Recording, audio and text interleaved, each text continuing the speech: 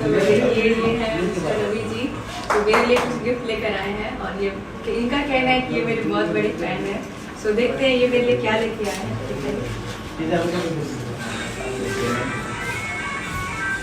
क्या है जरा देखती हूँ मैं।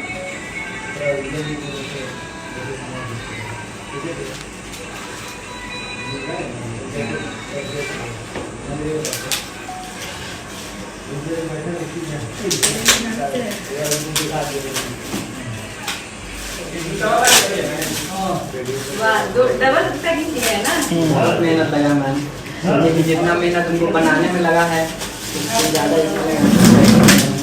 पैकिंग करने में ज़्यादा मेहनत लगा है बनाने से। पूरा दिल से मैम। दिल से thank you so much. But मैं देखूँ तो सही इसमें है क्या, इतना ज़्यादा उस चीज को नुकसान ना हो इसलिए। इसलिए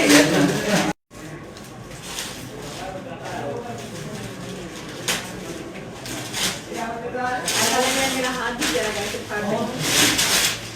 देखिए कितना सारा पैकिंग। हाँ भैया रुकी ना, ओप्पो। वाह, ये देखिए केस बनाया है मेरा, बहुत सुंदर है। Thank you so much. इधर क्लियर दिखाओ, क्लियर सीधा करके लाइट आ रहा है उस पर। लाइट है? हाँ हाँ बस। है ना, बहुत सुंदर। Thank you so much.